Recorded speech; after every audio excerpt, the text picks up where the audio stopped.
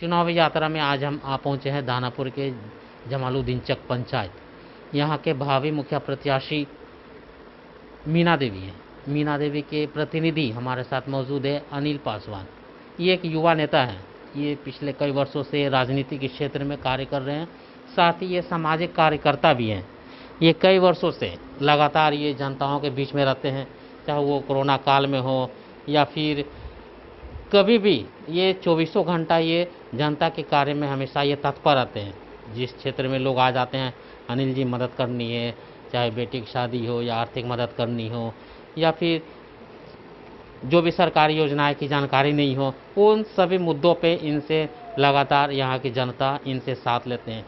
इसी कड़ी में इस बार इनको मुखिया पद के लिए नियुक्त कर रहे हैं। लोग चाहते हैं कि एक मौका मिले मीना देवी को, और मीना देवी विकास की धाराएं बहाएंगे। आइए खास बातचीत करते हैं हम अनिल पासवान से। देखिए, सबसे बड़ी बात है, जहाँ तक चुनाव में आने की बात हुई तो पिछले मुखिया का कार्यकाल हम लोगों ने देखा, उनके कार्यकाल से दुखी हुआ। हम क्या, पूरी जनता, यहाँ की इस क्षेत्र की जनता भी दुखी है। तो जब सरकार मौका दी है चुनाव लड़ने का, तो इस बार मैंने सोचा कि अपनी माँ को चुनाव लड़ाऊँ, और जनता का आशीर्वाद रहा तो चुनाव जरूर जीतूँगा।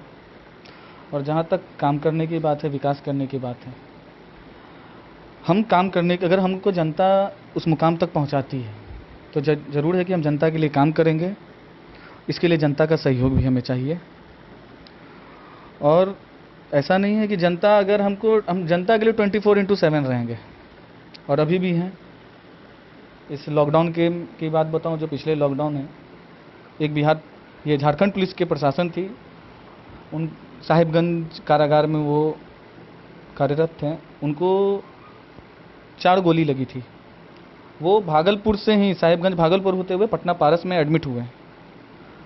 और हमारे एक रांची के आदमी ने हमको फ़ोन किया कि भैया ब्लड का ज़रूरत है। तो उस लॉकडाउन में जब घर से निकलना बंद था, तो उस समय जाके उस दोपहर में जाके मैंने उस आदमी को ब्लड दिया।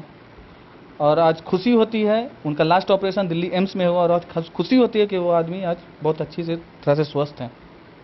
देखिए, जनता को क्या चाहिए, उनका प्रतिनिधि करने वाला एक दमदार आदमी होना चाहिए, उनकी आवाज़ों को ऊपर उठाने वाला होना चाहिए। अगर जनता हमको मुखिया बनाती है, अगर वो कार्य हमसे नहीं होगा, जहाँ तक अगर हम चाहेंगे, अगर हमसे नहीं हो पाया, तो हम वो आवाज़ को अपने विधायक के पास पहुँचाएंगे, हम अपने क्षेत्र के विधायक के पास पहुँचाएंगे। विधायक से नहीं होगा तो हम अपने सांसद तक जाएंगे, अगर सांसद से नहीं होगा तो उसके बाद जहाँ तक हो, सरकारी अधिकारी जहाँ तक होते हैं, हम उनसे बात करेंगे। पर अगर जनता हमको चुनती है तो ज़रूर होगा कि विकास का कार्य होगा, हर क्षेत्र में होगा।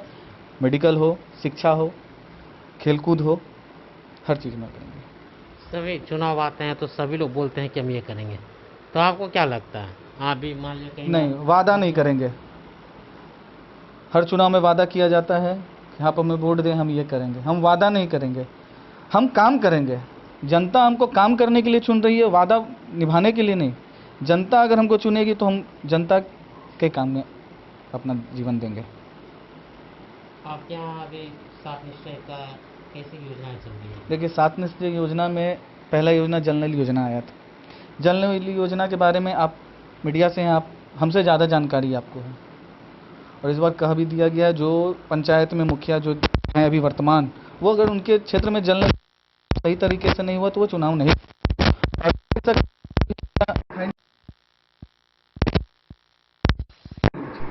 तो कैसे मानेंगे कि 7 निश्चय योजना पूरी हो गई? शौचालय की बात है, रोड उस साइड हमारे स्लम एरिया में अभी भी शौचालय वहाँ है। तो बताइए क्या क्या 7 निश्चय योजना? आयुष्मान भारत कार्ड बन रहा था प्रधानमंत्री जी का, इस क्षेत्र में एक शिविर तक नहीं लगा कि आयुष्मान भारत कार्ड बनाएंगे। राशन कार्ड का भी वही हाल हुआ, आदमी अपना ऑनलाइन करके राशन कार्ड बनवाए, यहाँ तक कि शिविर नहीं लगा। मेरा ये रहेगा, जब अगर मैं चुनाव जीत जाता हूँ तो अपने हर एक वार्ड में एक अपने कार्यकर्ता को स्थापित करूंगा। उस हर एक वार्ड का समस्या 1 हफ्ता में सुना जाएगा। 1 हफ्ता का सारा समस्या उस वार्ड के एक मेंबर के पास रहेगा, वार्ड सदस्य के पास नहीं। वार्ड सदस्य तो आप हो गए प्रतिनिधि उस वार्ड के, एक मेरा कार्यकर्ता वहाँ रहेगा, जो उस पूरे वार्ड का जो भी कंप्लेन है, जो भी कार्य है, वो मुझे ला के देंगे। 1 हफ्ता के बाद उस पर देखकर उस पर काम होगा। क्या अपील करना चाहिए? जनता से ये अपील करना चाहते हैं कि जो कुछ है आप लोग ही हैं। अगर आप चाहेंगे तो हमें उस मुकाम तक पहुंचाएंगे। अगर मैं उस मुकाम तक पहुंचता हूं और आपका आशीर्वाद रहा, तो युवाओं का विश्वास रहा, तो जरूर है चुनाव जीतकर आपके बीच में आपका बेटा, आपकी बेटी आएंगे। चुनाव होने जा रहा है, क्यों आप चुनाव लड़ना चाहते हैं? चुनाव इसलिए लड़ रहे हैं कि चुनाव ने पहले का मुखिया जो काम नहीं कर रहे हैं, इसीलिए मेरा जनता सहयोग दे रहा है कि आप मुखिया में आप उठिए, आप काम कीजिएगा। हम बोले कि हाँ जरूर काम करेंगे हम। विगत 5 वर्षों का कैसा रहा आपका विकास कार्य क्षेत्र में? 5 साल के बाद 5 साल में कोई विकास नहीं है।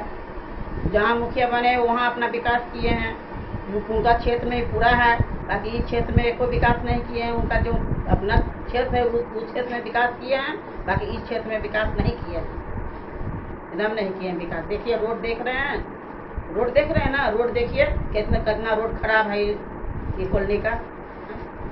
अगर आपको एक बार मौका देती है जनता, तो आप अपने पंचायत के लिए क्या क्या करें? हम बहुत कुछ कर सकते हैं। क्या क्या करेंगे? क्या करेंगे? पानी की नई सुविधा यहाँ है, हम पानी की भी सुविधा कर देंगे, रोड की भी देखेंगे। लाइन भी नहीं है यहाँ, लाइन तो बहुत जल्दी यहाँ कट रहा है। लाइन पे इतना प्रॉब्लम होता है कि गर्मी में तो ज़्यादा लाइन कटता है। इस सब के मैंने हम देखेंगे। हाँ? आप एक महिला है, महिला होने के नाते अपने पंचायत के लिए महिलाओं के लिए स्वरोजगार के लिए, चाहे शिक्षा के लिए, महिलाओं के लिए क्या करेंगे आप? महिलाओं के लिए भी बहुत कुछ कर सकते हैं हम। उनके रोजगार के लिए? हाँ, रोजगार के भी देखेंगे। मैंने मुखिया में जब उठे हैं तो हमको सबको देखना है, महिला के भी देखना है, सबको भी हम देखेंगे। शिक्षा हो? हाँ, शिक्षा उसको भी देखेंगे। स्वास्थ्य? हाँ, सबको देखेंगे हम। हर क्षेत्र में हाँ, हाँ, मिला के हाँ, अगर हाँ, बोला जाए तो हाँ, आप हर क्षेत्र में आप हाँ, कार्य करेंगी? हाँ, हम कार्य करेंगे, हर क्षेत्र में हम काम करेंगे। चुनाव के मद्देनजर यहाँ की जनताओं से क्या अपील करना चाहेंगे? यहाँ के जनता से यही कहें कि हमको आप सहयोग दीजिए। आपको हम जो दिक्कत है वो हम आपको पूर्ति करेंगे हम। तो ये थे हमारे साथ में भावी मुखिया प्रत्याशी मीना देवी। ये जमालुद्दीन चक को एक आदर्श पंचायत के रूप में देखना चाहती है।